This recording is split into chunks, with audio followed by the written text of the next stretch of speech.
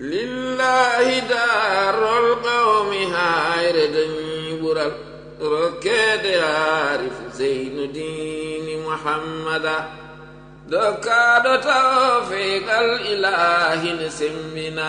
pociɗo ñiiɓiye sunna zeynu muhammada ko qiblatan lissalikina wa hadratan billahi taala wa barakatuhu. En puɗɗirimi nde Allah jommen jumbare bawɗi en juuli hannde ɗo en jetti Allah no feewi dokkuɓe en tawteede oɗo kikiɗa hannde e wawde hawridde ɗo kadi oɗo nokku en jetti dendagal bandiraɓe ganduɗa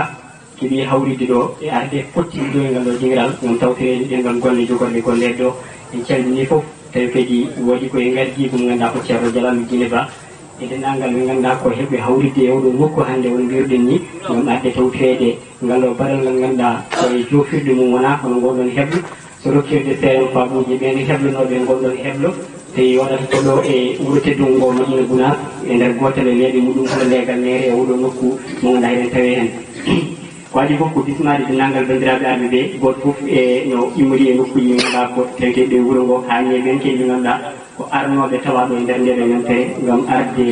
tawtoede ngoɗo e heɓlo hanni mbawi jeeyede hen heɓlo ngo ari e jofirɗe muɗum hankkadi ne waɗata ko gollal ngal ganduɗa kettigal ngal woni hokkude seeɗan faabu ceetotongo wonde ɓe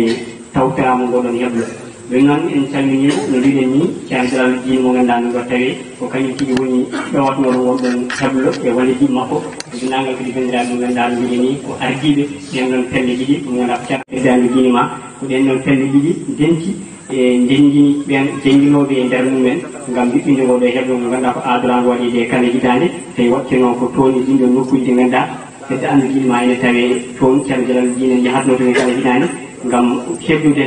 holno ɓe mbawata jangguinirde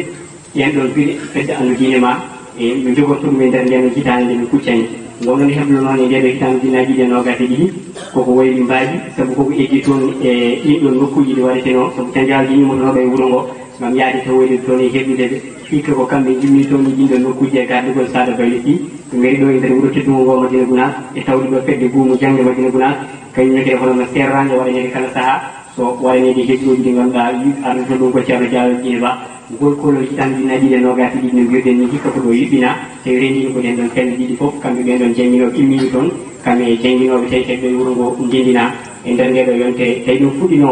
koye oɗo aleti mbo jawtiɗen jofata kadi koye aleti mo janggo o tawi noon mo ganduɗa ko heɓlatnoɓe limtimɓe tawi to hen e kaali ɗum joni addino ɗum ko ceerno Dialalo Guinée Ba mo ganduɗa ene heɓlatno e kala hitande kala ko yowiti e janno andu guinema ganduɗa ene jangguine e nder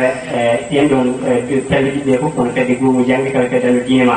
goɗɗo mo ganduɗa kadi jama men heɓlatnoɓe ko professeur Seydou Ba mo ganduɗa kamɓe kadi ine heɓlatno e nder hen kanko witi e darde jangguinowo e Amadou Ba kamɓe Pular heɓlatnoɓe fanno celluga yentude Cheikh Oumar Kanoun kamɓe kadi heɓli hen e ko fanno heɓlo windande Ibrahima Acc kamɓe kadi ko ɗongo windande yentude ceerno Baro Ba fanno celluga ko ɓeɗo woni hufnoɓe gonɗon heɓlo mo ganduɗa duuminomo ɗo tuggude e oɗo aset mo jawtuɗen hay oɗo aset hannde ko ñalawma janggo o tigi woni ko gon heɓlo timmata gono gam jogade ceerno Dialalo Guinée Ba lawol ɗum jeeyi sababu ñalawma mo ganduɗa ko jogotoɗo waɗede janggo o artira e ɗeɗo ñalade hannde woni gam hokkude seeɗan faabu ɓen ɓe ganduɗa ko tawtaranoɓe heɓlo ngo tawi ko jangguinoɓe nder ɗen ɗon pelle ɗiɗi ɓayde ɗum jeeyi sababu dendugol men nde oɗo kikiɗe hannde gam ɓetade hokkude seeɗan faabuji mabɓe kono ko addi dokkirgol gonɗon seeɗan faabu ma jewte guurde mbaɗe ɗo yede tawi foof kadi watta koye nder ɗiɗi makko kanko ceerno Dialalo Guinée Ba e tawtiraɓe ɗo yede joni joni o caggal nde ceerno Dialalo Guinée Ba waɗi duwaw uddipirte ɗum ko konngol ganduɗa ko hoorede guumu jangde Madina Gounass gam bismade dendagal arɓe tawtere ɗo ila jangguinoɓe heɓlatinoɓe hanni arɓe tawtere dokkirgol seeɗa fangol ɓawa ɗum ko ganduɗa ko jiilo kuttudinɗo ganda jaynirɗo Dakar Média ene haaji Bou Ndiaye ma rokke konngol so en jewti muɗum hankkadi ni gam muccande ɗen ɗon jewte ceerno Dialalo Guinée Ba ma yewtan bandiraɓe ɓawa ɗum ko addi konngol ceerno Dialalo Guinée Ba Sada Bayli tigi woni dokketen konngol tawi artaten koye nden fedde andu guinema caggal ɗum ma ceerno Dialalo Guinée Ba yewtan en ɓawa ɗum kadi ko ganduɗa ko ceerno Aliou Badara ceerno Baro Ba so tawi keeɓi yettade e nokku konngol mabɓe e nder hen caggal ɗum hankkadi ne natanen dawol hokkirgol seeɗan faabuji ɗi hankkadi ne uddoyde ɗeɗe ko duwaw ko ni ɗum woni sifrade on cikkiɗe mo ganduɗa tigi ko kigo keɓorɗo wadde ɗo nder ɓen yewtoɓe ma jeeyi hen ceerno Mamadou Youssouf Sissoko yentude Amadou Ba Sande Pulaar ɓe ganduɗa tigi ma jewtu e nder ñewɗo kijiren kuccanɗen joni o ko ceerno Jalal Dine Ba no waɗani duwaw golle ɗe mbawa fuɗɗade e rokkude konngol ganduɗa ko gardine gomu jangdinoɗo dan mo cellal e sembe yo duuso ɓooy e bakka salatul fatiha. En calmini en juurima dental ngal fof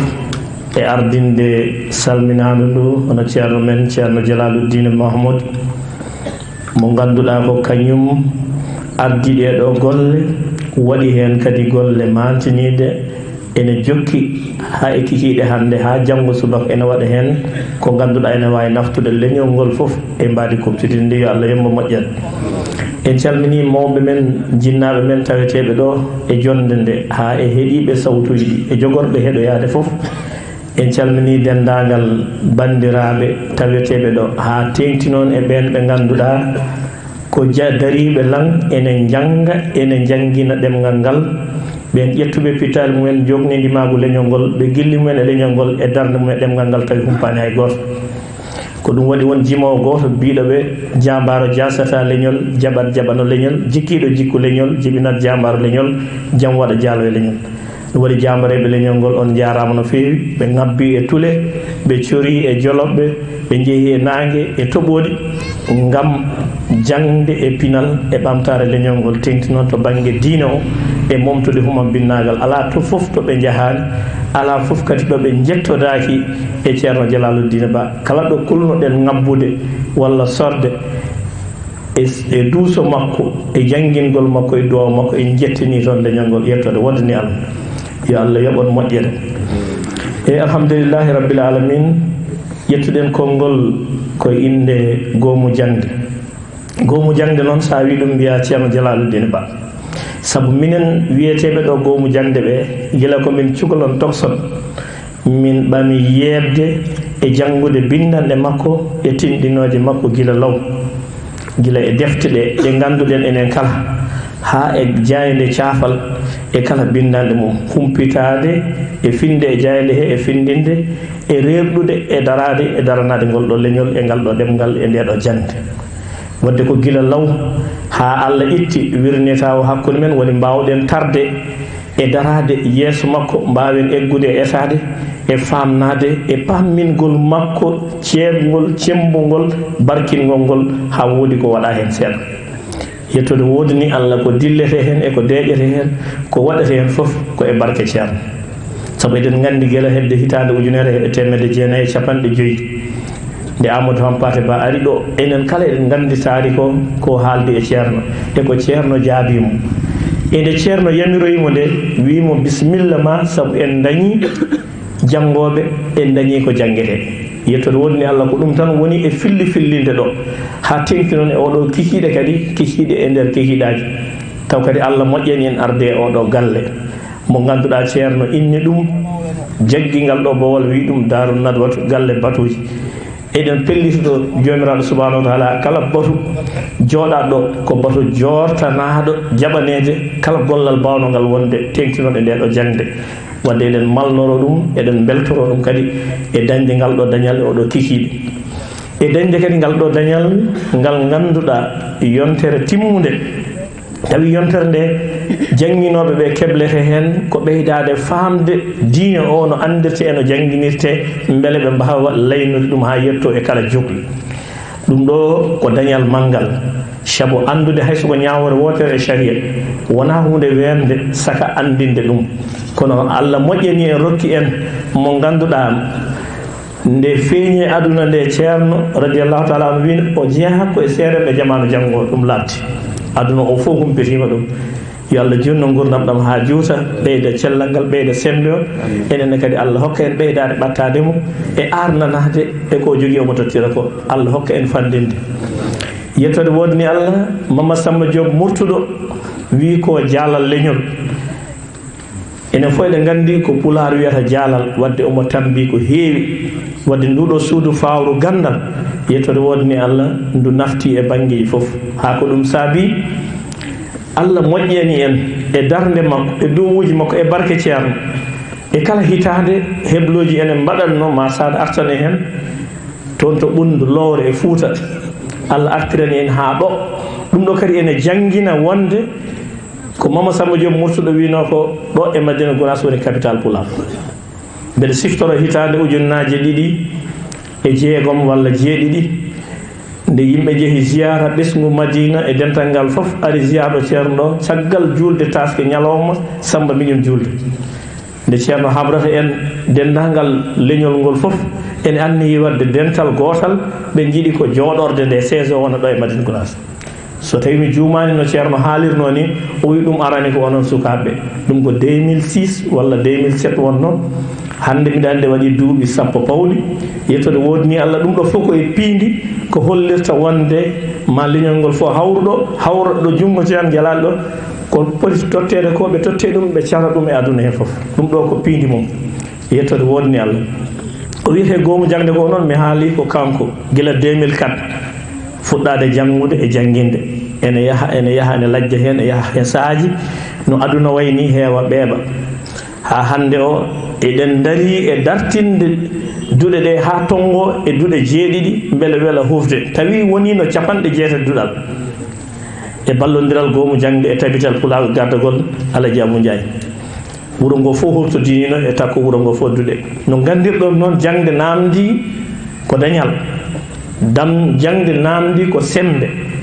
yettode wodni Allah karallagal ngal ene heeɓo kala saaha e mawɓe men ɓe ceerno Jalal eɓe o limtiɗo nane ɓe e waaɓe no maɓɓe ni nana e wuuro he ha e caggal wuuro ngo saaha fof ne ɓeydan en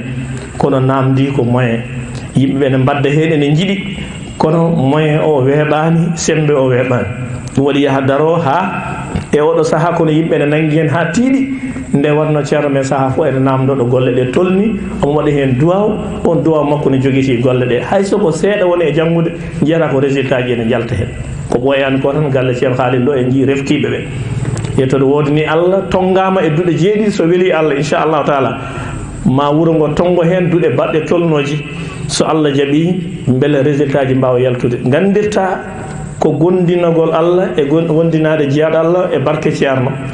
nde yimɓe ɓe gaynata wadde ɗum Allah waɗi kawrodinal ceernajo addani en goɗɗo heblo ɗum waɗi ene jorta so iwama ɗo ɗen noon duɗe 7 e duɗe men ɓundu e lowre e ferlo hankkadi hunde nde ɓeydoto ko sembude e hesɗidde e ɓeydade yarude yeeso saabu yimɓe ɓe peɗɗitima no feewi e heblo he guila e namde e jaabuji pamata faamu o ɓeydima weltare nde ɓeydima softede nde ɓeydima himme o ɓeydima barke o ɓeydima eɗen gandi so iwama ɗo inchallahu taala oɗo 2023 so Allah jaaɓi ko duƴƴal manggal jogo sarade e aduna e inchallahu isaradullah ñannen Yaya Alpha Pam joofima ɗum e réseaux sociaux sembe gonɗo ɗo o to banggue pulagu ngo yimɓe mbattuɗo haqqille ɗum noon ñande fof ne ɓeyɗo hesɗidde wadde oɗo 2023 inchallahu taala ñagotoɗen yimɓe ɓe moni fof kala ɗo ɓesgu mum woni yo ɓatto duɗɗe ɗe ko hebla ɗo ko koko mawni ne wawa reftade hen ne yaaji balɗe 7 wona waktuji 7 te balɗe 7 subaka kikiɗe te hebloɓe ɗum ɓe ko hewɓe teb te ɗo ɓe guittat ɗo kadi ne heewi teb ƴettoɗo wodni Allah ɗum waɗi eɗen jettiri ɗum Allah eɗen ñaagui Allah subahanahu wa taala e barkeji mabɓe nde Allah sellinta sembina ɓeydana en yaajede nde Allah sellinta sembina ɓeydana en yaajede kadi ko occasion min ciftina Elhaji Abou Ndiaye DG mo ganduɗa ko kañum jooɗaniɗo fondation ceerno Walle amin ɓeydo halfinde fondation o koye men noon mbiyami koye men ko hen o jeeya kam Elhaji Abou Ndiaye ala ko waɗata ɗo ko jeeyaka hen ala ko watte ɗo ko dillani hen wadde ko siftindemo koye men eɗen ɓeydi jogade pellital gandal ngal heeɓima hebloji mbaɗama karallagal ngal dañima e jo Allah e wonde moƴƴa nde kaw Ablaye Gounass kadi ɓeydoto yeeƴade en omo hen o woni nde Allah newnanta en ngoɗo felo ngal ɗo duƴƴal kadi ɓeydo yarude yeeso ɓeydo sembude eɗen ñaagui julɓe fof duwaw e barke ceerno beele ɗeɗo golle ɓeydo yarude yeeso min jetti on noon onon arɓe tawtorede ɓe fof e min jafno noon ɗo heblo ngo waɗa ɗo e mawɓe men seere men waɓɓe hebloɓe ha eɓe min ndendi e golle coccodiral heblo he neɗɗo wona no wini wayi mataw kono Allah tagui ɗum ne wasata cugge walla cagge so woodi hen yo Allah yaafo en julɓe kadi jaafo en kadi ɓe ndenduɗen golle ɗe jaafo en minen komin mamuɓe tan surtout to banggue minen koye amen kono min beltima no feewi gandodiral heɓama gandal heɓama kumpital heɓama en jetti bandiraɓe jagguɓe hen ɓe foof ha tengti e leegal nere jaɓɓagol ngol e dusgol ngol e wondinade nde e bismagol ngol eɓe mbiya ɓe jarama julɓe fof jarama kono eɗen ɓeydo yettude ceerno gaga gandal makko ngal o rokkata en ngal o etta ngalu makko e temps makko eɗen gandi no way jindude fofof kadi o waɗa hen ñanden nde o yeehi ɗo e Tamba e yamirode ceerno mi sikki jaagol ngol artugol ngol fof wonani waktuji tati sababu nde wattude haqqille tigi rigui ko watte ɗo ko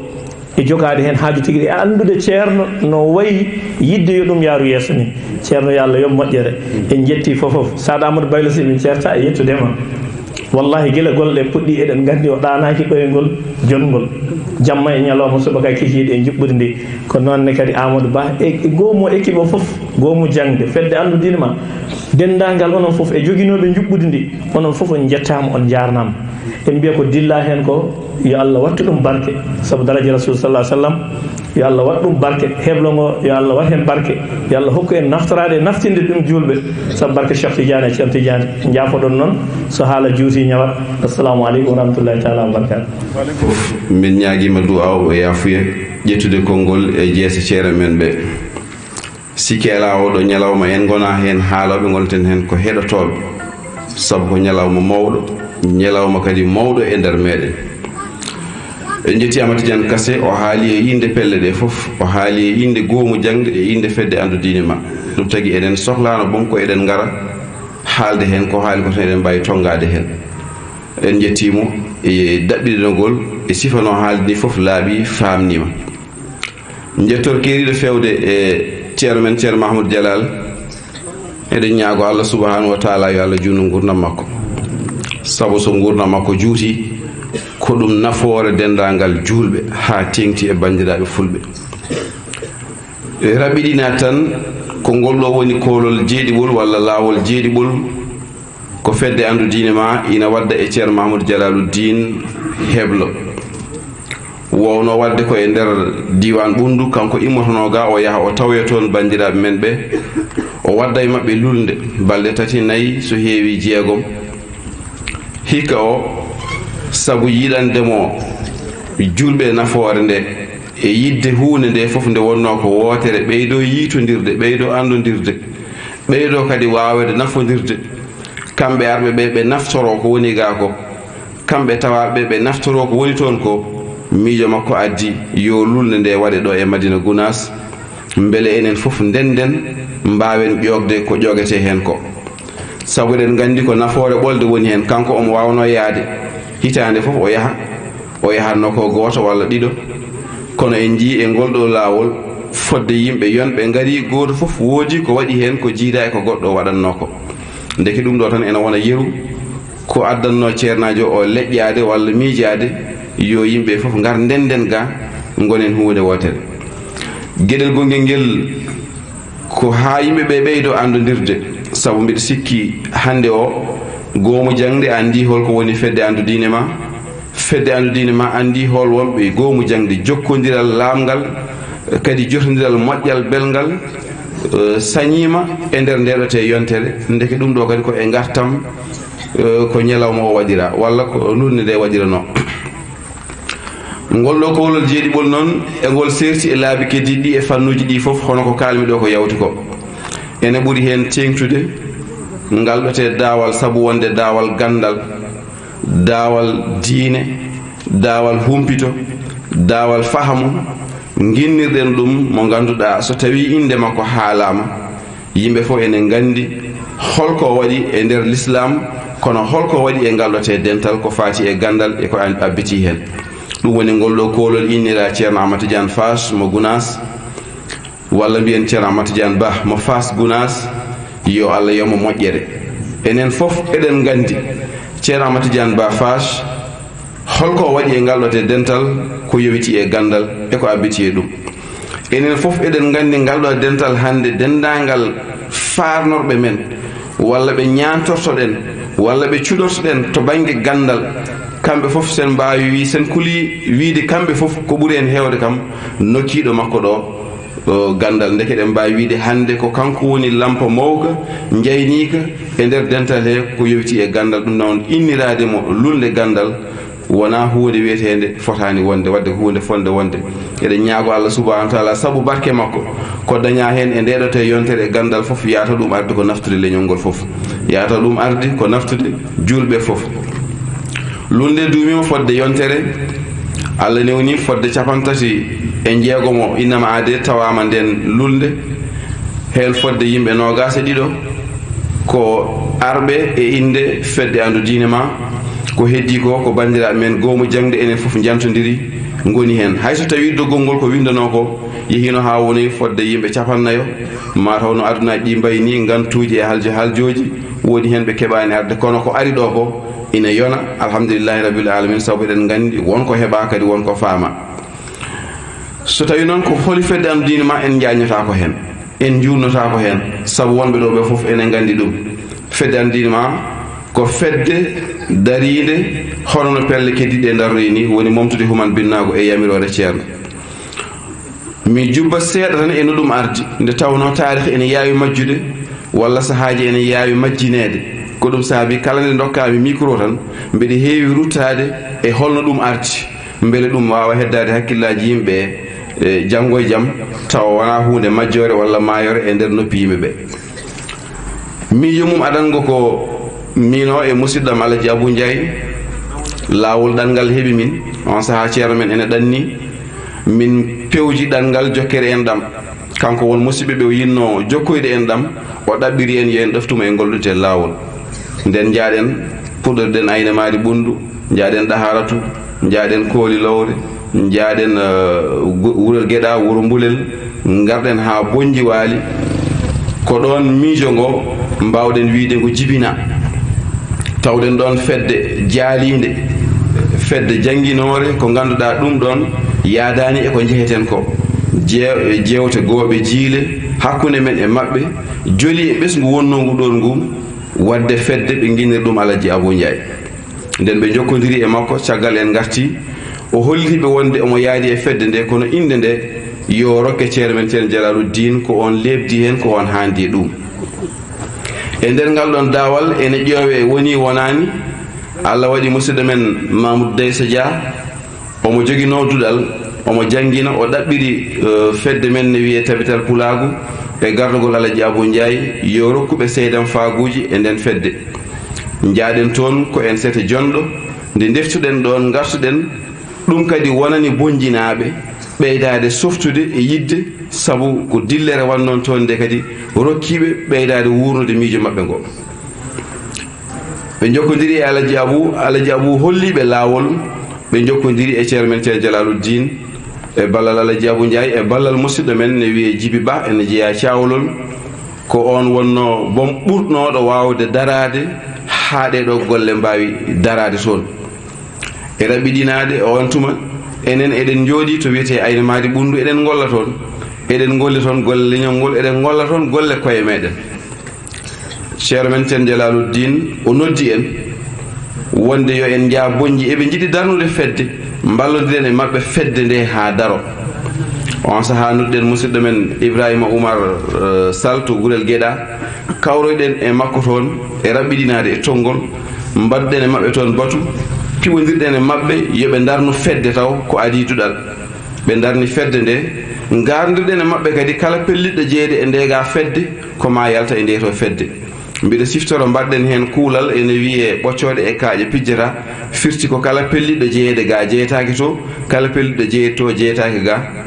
gadiɗo yaltude baara jagal wi yalti nde to fedde ko on mawɗo debbo gardinoɗo nde to fedde ne wiye Haaji Wan ne gasa taw won anduɓe mo ɗo hande omo tawe ɗaharatu kanko wonno gardinoɗo nde to fedde o dimisoni toon o wi o woppi nde to fedde o arti min gardimo ndega fedde e raɓiɗinade ɓe jooɗi fodde dawal lebbi ɗiɗi eɓe piya eɓe kalda eɓe mbaɗa batuji duttirɗen toon kadi e ballal musidɗo men enen Ibrahima Oumar Sall wondude musidɗo men ne wonno radio Ganan Kumme mi yejiti nde boobo gendi Ablaye Daouda Ibrahima Souleymane Daouda Diallo nden woni nde darnuɗen duɗal ngal tawi en mbaɗino ɗaɓɓande e Ibrahima Oumar Sall yo ƴowan en jangguinowo o suuɓi e jangguinoɓe ɓe sabital pulago rokkuno seedam faaguji e ñalawma Mamoudou Deyse musidɗo ne wiye sewde pular Alassane Diallo mi sikki walla Ba Alassane Dia on ari jangini dudal ngal fodde dawal lebbi tati walla lebbi ɗiɗi pawɗi seeɗa dudal ngal darti ngal maayi dartini ngal caɗele ɓeyti ŋuttu heewi kamɓe darnoɓe dudal ngal ɓe dañi caɗele hakkude maɓɓe hoddiɓe maɓɓe min mbino on mbawa min mbino on wonata musidɗo goto ne wiye Adama Demba Ba hande mo tawi leydi France o noddimi o wi kam minen dudal amen maayi te min dañi hen gacce hay goto amen suusa yaltude holno min mbaɗata mbimi ɓe nodde ceerno Jalaluddin kollitonmo no ɗum wayni nden kanko Adama dokkumomi numéro o noddi ceerno wimo bisimilla mi nani o woyti on noon o haali hen haaluji yurminiɗi ceerno wimo mi nani caggal ɗum ceerno namditi kam holno ɗum waɗante mbimi mi anda Allah waɗi fedde men goomu jangde haaltene ɗo nde eɗen joguino batu galle Amady Diane Kassé en mbiɗa siftoro ko e haaran wonno so mi yejitani yimɓe fof ndendi toon nden toɓɓere ari toon min on bato jeeyami koye arɓe sakket mi tawaka bato woyɗo fuɗɗode mum kawrumi tan ko jiiloɗen jahowo bonji ene janguinoyo toon no wano fof koye on bato toɗɗa ɗen yo en jaa janguinoyen duɗal bonji e yamirode ceerno Allah waɗi goomu jangde e on tuma mawɗo Alaji Abdoulaye walla Ndiaye won ballal wallinno fedde nde ɓe guitti hen ujunnaje 4 mbuɗu wonde yomi wallitoro paas ko nde woni jaaɗen bonji puɗɗiɗen toon windande ko ñande 5 janvier 2013 ko ñande hen puɗɗen jangguinde e ngal ɗon te dudal ɗon ɗo bonji waali en joguima ngal fodde hitande on saaha pellitɗen noon wadde weejo saabu ko tawɗen toon ko hunde hulɓinide hunde hamde a daroto aɗa jangguina e nder dudal he neɗɗo ara ha yettoma wima so wona taw ko a hulani ko bandiyagal tan gonɗon waɗi ɗum ɗo ko fijirde ko kecce ara ha yettoma goɗɗo ara molto e almudo ma adda namdal taw addiri namdal ngal tan ko ha yuuma beele jana walla daña toon gacce jalta koye oɗo kaya mbeya janguinɗen fodde dawal hitande e barke Allah e barke ceerno Allah reeni ha wone daña hen ɗaɓɓirɗen noon ɗum ɗo saabu momtande en ɗe to caɗele beele e mbawa wadde feere ha ceerno ara yiye golle ɗe ɗum woni ñaaguiɗen noddumi ceerno men ceerno Jalaluddin mbeɗa yiiɗi ngara ga jiiya ko watte ko jaabol makko hen ko min de mboɗo yiiɗi yaade te hakkillam ne hen kono mi wawa huccidde ceerno mi wayno ɗum min mbi minen emin mbawi waynadema ceerno mino e musidɗo Djiby Ba min jokkodiri e ceerno e raɓɓiɗinade ceerno yamiri ñande hen kadi ɓeydimi dañde coftal e weltare saabu yamirore nde ko ceerno Saraji an noddimi téléphone o wi kam ndami rokkuma ceerno min e ceerno kaldi laɓɓitinan momi fof no yaari ha ko daña hen ko o heɓɓiti o wi so on tuma yonti ciftinen hayso koye ɗanngal min goni mami yamir ceerno Jalaluddin ara hawra hen ko ɗum woni ɓe ngari ɓe kawrton e ardude musidɗo men Alaji Abou Ndiaye yewtere nde waɗa refto ngo waɗa e ballal jayde nde e ballal communication ɗum bayyina aduna o fof tini ɗum yi ɗum yooɗa ɗum hankati wonti hemdam fuɗɗi hankati eɗen duɗe ene yaha ha fuɗɗi wonde hedde duɗe 7 min garti ɗo min e musidɗam Cheikh Oumar Diop min gari salminde ceerno Jalal ɗo bureau Abou Ndiaye woni hande Dakar FM ɗo emin jewtide e ko ɗum hamin garti e inde nde kanko ceerno men ceerno Jalaluddin o wi kam nde ɗo inde de jimmi ko nde changé inde yiɗɓe ceerno Jalaluddin mbaɗen feere mbaylen ɗum mbi ceerno minen noon emin nderɗi innirde mo wi ala hunde wane ni hewde nafoore e hewde fayida innirtake neɗɗo sabu so innirama neɗɗo ma won ponnoɗo jeeyede hen sabu wasde mo yidde neɗɗo o wasa jeeyde no wasa dañde ko dañata hen ko min paami miijo ngo e ɗon e jonde he mbimomi aha min de mbi jogui miijo min guinniranima an kono min guinnira gollal ma o wi ɗum no woni to mbimi mbiya fedde nde andu diine ma min guinnir deftere ma andu diine ma